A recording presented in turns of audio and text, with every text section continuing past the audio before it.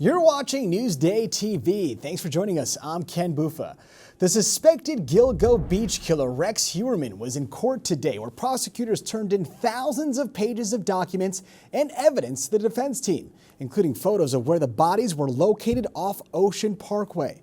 Newsday TV's Sherry Einhorn was in court. Accused Gilgo serial killer Rex Heuermann appeared before a judge today in Riverhead. It was a cold case that captivated the country for more than a decade, and there is no shortage of media coverage. The 59-year-old husband, father, and architect is charged with the murders of 3 women whose remains were discovered in 2010. Amber Lynn Costello, Melissa Barthelemy, and Megan Waterman were employed as sex workers. A 4th woman, Maureen Brainerd Barnes, was also found in the same area, and investigators say Heuermann is a prime suspect in that case as well. There were about 20 court officers in the 4th floor courtroom. The proceeding lasted less than 10 minutes. No bail was discussed. The prosecution team told the judge they were giving the defense 8 terabytes of evidence, including 2,500 pages of documents, pictures, autopsy and DNA reports, surveillance video, and more. Suffolk District Attorney Ray Tierney says there is much, much more. Is when you're talking about this massive amount of material, we're just basically starting and then, culling the material, providing it, and then, sort of repeating the process. Heuermann was arrested July 13th after an intense 14-month investigation by a multi-agency task force. Heuermann was linked to the murders using DNA from hair samples found on the victims and a leftover pizza crust tossed in the trash, along with cell phone data and a Chevrolet Avalanche. There were family members of the victims in court, but they didn't speak with reporters. Heuermann's family wasn't here, but his attorney says his client is looking forward to having his day in court. The press has convicted my client without seeing a shred of evidence. So he doesn't stand a chance with the press. And we're not going to try the case in the press. I doubt that any one of you for a moment have even contemplated the possibility that they have the wrong guy. Now, Brown said he would consider trying to get a change of venue. He also told reporters he would be adding attorneys to his defense team. Heuermann is due back in court September 27th. In Riverhead, I'm Sherry Einhorn for Newsday TV. Now we're getting an inside look at what Heuermann's Massapequa Park home looked like after the investigation. You'll see piles of boxes and a side of a bathtub cut open. Newsday spoke to the attorney representing his wife.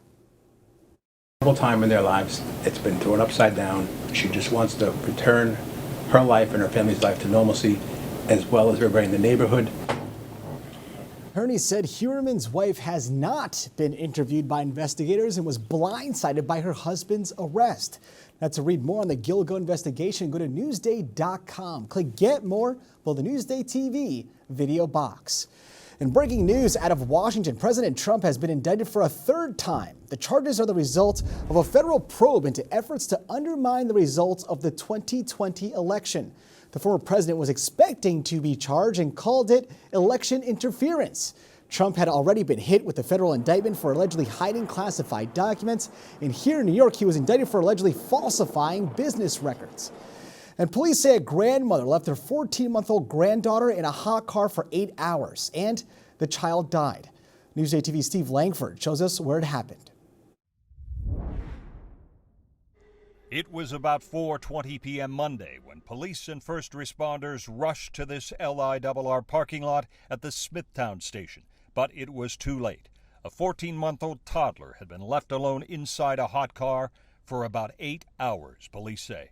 Police say a grandmother from Greenlawn forgot to drop off the baby at daycare and then went to work.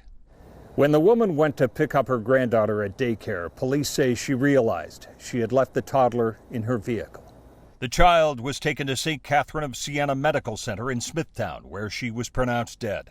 The Suffolk County Police Homicide Squad is investigating the death. No one in the area wanted to speak on camera about the tragedy. A nearby daycare center said it could not comment. Police have not publicly identified the 54-year-old grandmother. Steve Langford for Newsday TV. And Long Islanders can weigh in this week on National Grid's proposed 21% rate hike. 2 online hearings are scheduled for 1 and 6 p.m. tomorrow. National Grid's proposed rate increase would tack on another $34 per month for the average natural gas customer. And feeling the squeeze and the cost of living crisis, downsizing and long commutes are just some things many Long Islanders face to try and make ends meet. Macy Eglin reports.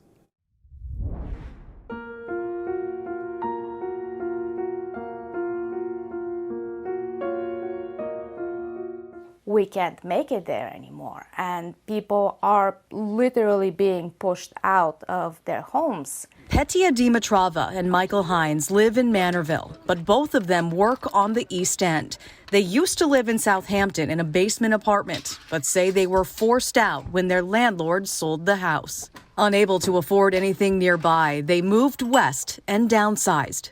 Right now, they're paying just under $2,000 a month for their one-bedroom apartment in this complex. And they say their commute out to the East End is the price they have to pay to save on their rent. I never would have imagined that I'd be riding the trade parade every day to and back from work. 5 days a week, they're commuting, sometimes 2 hours each way, riding together to save on gas when their schedules allow it.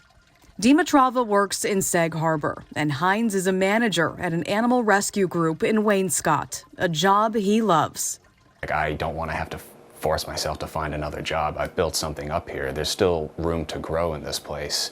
And I've seen people over the years have to go for these reasons, whether they can't live out in the Hamptons anymore. Together, they take home $83,000 a year. Not even close, they say, to what they'd need to live where they work. We drive by houses that have occupants for a month, or for Memorial Day and 4th of July and Labor Day, and the house is empty. And at the same time, there are people struggling to find a place to live. People need to change their perception of what affordable housing is. They both have close ties to the East End. Hines is from Sag Harbor, and Dimitrova moved here from Bulgaria in 2009. They say they'd like to stay, but admit the cost of living on Long Island has forced them to consider other options. Eventually, it might be a decision that we have to make.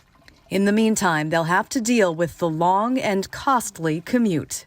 Reporting for NewsdayTV, I'm Macy Eglin. And tomorrow we'll take a look at what's being done to address housing problems. Now, to read more, go to Newsday.com. Click Get More on the Newsday video box. And Suffolk County is creating a new job to protect the island's largest lake. Lake Ronkonkoma has hundreds of years of history. We would like to restore that and make this a thriving place for recreation and also economic stimulus. The lake keeper position will be responsible for preserving Lake Ronkonkoma. The job would include implementing recommendations from the Watershed Management Plan, encouraging homeowners to replace failing septic systems, and conducting water quality tests. The fire sale at Mets camp continues, with the team reportedly sending Justin Verlander back to the Astros. Several reports claim the three-time Cy Young Award winner is being shipped off before the trade deadline in exchange for a pair of outfielders. The blockbuster move follows the departure of fellow ace Max Scherzer over the weekend. All right, let's take a look at your Long Island weather, and it's going to be a nice one. Tonight we have partly cloudy skies with temps in the 60s, and tomorrow it's going to be mostly sunny with temps in the high 70s. Taking a closer look at tomorrow, it's going to be gorgeous sun all day, even at 3 p.m. Don't let that fool you. It's going to be really nice out with temps in the mid or upper 70s. Long Island weather is brought to you by the Canine Center. A 100-year-old family-owned business is bringing a classic Italian dessert to the candy aisle. Steve Langford has a story you'll see only in Newsday. In an industrial section of Farmingdale, there's a place they make cannolis, among many other Italian pastries. There's something about cannoli that's very exciting to people. Maybe ever since The Godfather. Peter Areola, third-generation pastry poobah, go ahead, give us the line. Leave the gun, take the cannolis. Now that we've got that out of the way, we've just entered the inner sanctum of Areola Foods' latest wholesale venture. It's the cannoli bar, a product Areola's been working on for years. And I can make 20,000 plus bars a day with very minimal labor. 5 people really involved in the whole process. To maintain quality control here, there's another pop culture legend that comes to mind. At the rate we're making them, if you don't have the packaging right, you're going to have an I Love Lucy issue. Hope that never happens here, but if it does, please invite us back. The Areola family has been in this business for 100 years now. That's the original shot in Brooklyn. Crescenzo Areola, an Italian immigrant, opened his first shop in 1923, and his son carried on the tradition on Long Island in a big way. My dad would love to stick a cannoli, a cheesecake in your mouth if you walk in. That's what he did to Joe Frazier many years ago. Down goes Frazier. And punching above its weight, the new cannoli bar. Steve Langford for Newsday TV. Sounds pretty good. Now for more on the cannoli bar, go to Newsday.com, click Get More below the Newsday TV video box.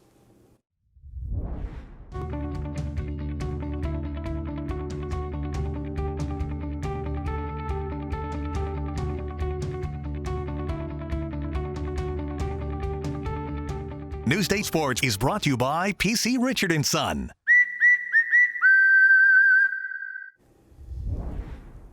From star wrestler to motivational speaker that now inspires students across the country. Carissa Kelman has a story you'll see only in Newsday. It's a typical morning for Rohan Murphy at ProFit in Deer Park, the place he calls his second home. I love coming here. It's my outlet. It's my sanctuary. I have tons of great friends that help me work out, tons of great trainers as well. My buddy Chris is here with me today. One day he's like, oh, let's just work out together. I'm like, all right, help me out, help me work out. And it was probably like one of the most intense workouts I've ever had. He's just nonstop. Murphy, who lost his legs at birth, began a successful wrestling career as a freshman at East Islip High School. Couldn't believe it. I found a sport that I could actually, it wasn't just a sport for me, it was a purpose. It gave me a purpose in life, something to strive for, something to really look forward to every day after school. But he didn't stop there. He dreamed of a bigger mat. Despite not having legs, I was a walk-on to the Penn State wrestling team. It was a dream come true. Growing up as a kid, I always really wanted to be a Division I athlete, so that's when I really got into working out. And when he isn't in this gym, Murphy is in hundreds of middle school gyms speaking to students about his inspirational journey. Growing up disabled, I never really thought of myself as an inspirational motivation. I kind of just wanted to live my life. I kind of wanted to get the most out of life, but as I got older, people always told me how much of an inspiration I was just by the way I lived my life, and I thought maybe if I could be articulate enough and share my story with students in schools, it can motivate them to really get the most out of their lives as well. Murphy's message has inspired thousands of students, not just on Long Island, but in 41 other states. Anytime I get a message from a student letting me know how much I inspire them, to me that's what it's all about. That's priceless. Speaking is my dream job. I'm blessed. I really truly am. In Deer Park, Carissa Kelman, Newsday TV. Incredible guy. Now to read more about Rohan Murphy, go to Newsday.com, click Get More below the Newsday TV video box. Watch Newsday TV on the big screen. Use the remote to activate Siri, Alexa, Roku, or the Google Assistant on your streaming device. Say Install Newsday. Newsday TV, covering Long Island like no one else can. You're watching Newsday TV. I'm Ken Bufa. Thank you so much for joining us. We leave you now with a look at your 7-day forecast.